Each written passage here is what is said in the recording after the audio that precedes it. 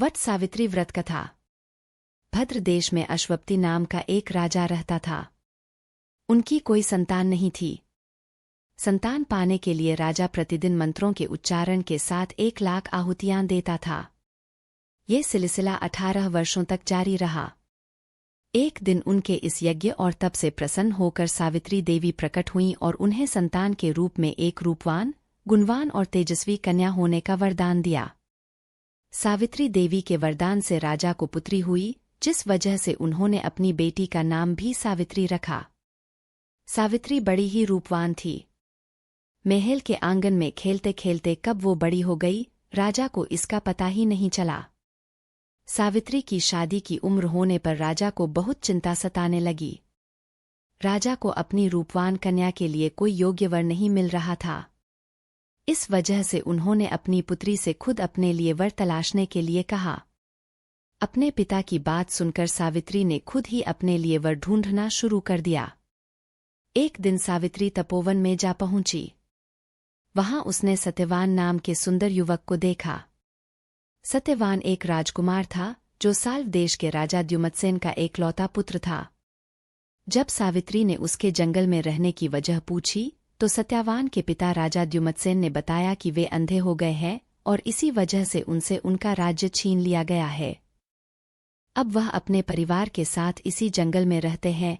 सावित्री ने राजकुमार सत्यवान और उसके पिता राजा द्युमत्सेन के बारे में अपने पिता को बताया और इच्छा जाहिर की कि वो राजकुमार सत्यवान से शादी करना चाहती है। राजा अश्वपति बेटी को दिए वचन को पूरा करने के लिए तपोवन जंगल गए। वहां पहुंचकर राजा ने द्युमत्सेन से मुलाकात की और उन्हें उनके पुत्र सत्यवान के लिए अपनी बेटी सावित्री से विवाह का प्रस्ताव दिया। राजा अश्वपति की बात सुनकर राजा द्युमत्सेन ने बड़े ही निराश मन से कहा, हे राजन, मुझे आपका प्रस्ताव मंजूर है। मेरा पुत्र सत्यवान गुणवान, धर्मात्मा और बलवान है, लेकिन ऋषिराज नारद ने मुझे बताया है कि यह अल्पायु का है, जिसकी अगले वर्ष अमावस्या के दिन मृत्यु हो जाएगी। इसलिए मैं आपसे और आपकी पुत्री से विनती करता हूं कि आप किसी और युवक से अपनी पुत्री की शादी करवाएं। राजा द्युमत्सेन की यह बात सुनकर राजा अश्वपति और उनकी बेटी सावित्री काफी निराश हुए, लेकिन सावित्री ने कहा कि एक आर्य समाज की स्त्री होने के नाते वो अपने मन में सिर्फ एक ही युवक को पति के रूप में देख सकती हैं। राजकुमार सत्यवान के अलावा अब वो किसी अन्य युवक से विवाह नहीं कर सकती हैं। सावित्री की जिद के सामने राजा अश्वपति और राजा द्युमत्सेन को झुकना पड़ा। अगले ही दिन राजकुमारी सावित्री और राजकुमार सत्यवान का विवाह बड़े ही धूमधाम से कर दिया गया। सावित्री रूपवान तो थी, लेकिन वह सर्वगुण संपन्न भी थी। ससुराल पहुंचते ही वो तनमन से अपनी पति सत्यवान और सास-ससुर की सेवा करने लगी। देखते ही देखते 1 वर्ष निकल गया और सत्यवान की मृत्यु का दिन करीब आ गया। जैसे जैसे दिन कट रहे थे, सावित्री का मन उदास रहने लगा। उन्होंने नारद से पूछा कि क्या वो अपने पति की उम्र को बढ़ा नहीं सकती हैं, तो इस पर नारद ने उन्हें अमावस्या के 3 दिन पहले देवी सावित्री का उपवास करने और वट के पेड़ की पूजा करने का निर्देश दिया। नारद के बताए अनुसार सावित्री ने सत्यवान की मृत्यु वाले दिन यानी अमावस्या से 3 दिन पहले देवी सावित्री के नाम का उपवास किया और वट के पेड़ की पूजा की। साथ ही अपने पितरों का पूजन भी किया।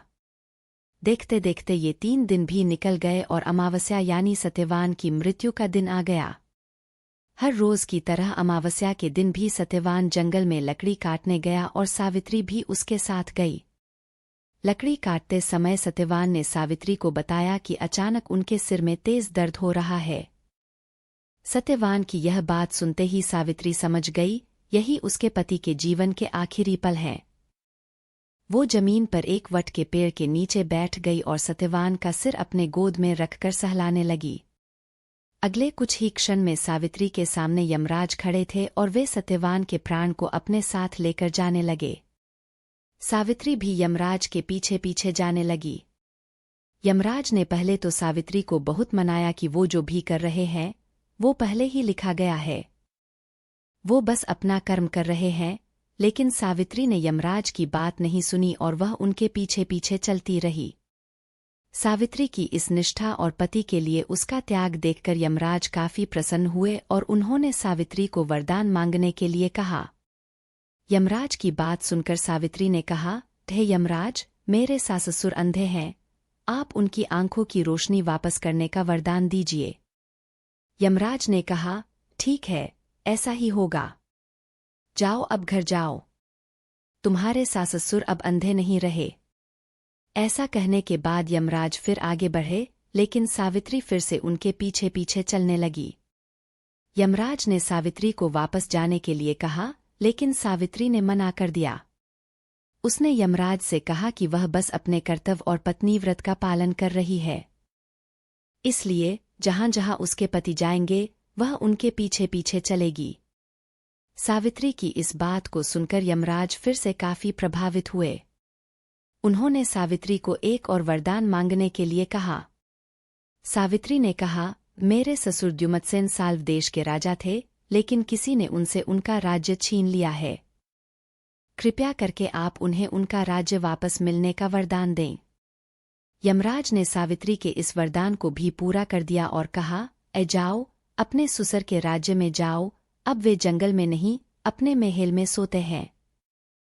यमराज ने इतना कहा और फिर से सत्यवान के प्राण को लेकर आगे बढ़ चले, लेकिन अब भी सावित्री उनके पीछे पीछे चली आ रही थी। यमराज यह देखकर काफी हैरान हुए। उन्होंने सावित्री से इसकी वजह पूछी तो सावित्री ने बताया कि एक पत्नी का फर्ज है कि वो वहीं रहेगी जहां उसका पति रहेगा।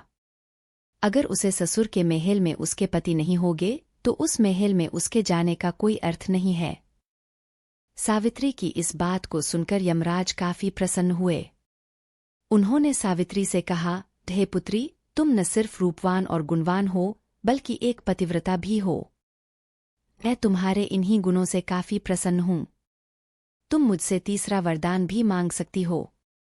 यमराज की इस बात को सुनते ही सावित्री ने कहा, हे यमराज, आप मुझे 100 संतानों की मां बनने का वरदान दें। सावित्री के इस वरदान को सुनते ही यमराज ने कहा, हे पुत्री, अब घर जाओ, मैं तुम्हारे इस तीसरे वरदान को भी पूरा करता हूं। तुम 100 साहसी और पराक्रमी संतानों को जन्म दोगी। यमराज के इस वरदान को सुनकर सावित्री ने कहा, हे यमराज, मैं एक हिंदू नारी हूं और आर्य कुल की जन्मी हूं, इसलिए मेरे जीवन में सिर्फ एक ही पति होंगे और वो सत्यवान है।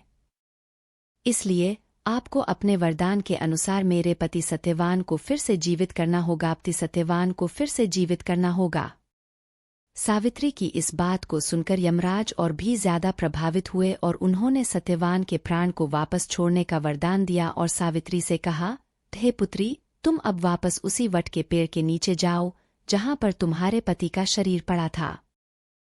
इन्हें सत्यवान के प्राण को छोड़ा दिए और तुम दोनों को 100 संतानों के साथ ही अखंड सौभाग्यवती होने का वरदान भी दिया है। यमराज की बातों को सुनकर सावित्री ने उनसे विदा ली और वापस उस वट के पेड़ के पास पहुंची जहां पर उसके पति का शरीर पड़ा था। जब वह सत्यवान के करीब पहुंची तो उसने देखा उसका पति वापस से जिंदा हो गया था। दोनों जल्दी जल्दी जंगल से बाहर निकले और राजा द्युमत्सेन के साल्व देश पहुंचे। वहां पहुंचकर सावित्री ने देखा कि अब उसके ससुर को उनका राज्य फिर से मिल गया है और उनकी आंखों की रोशनी भी वापस आ गई है।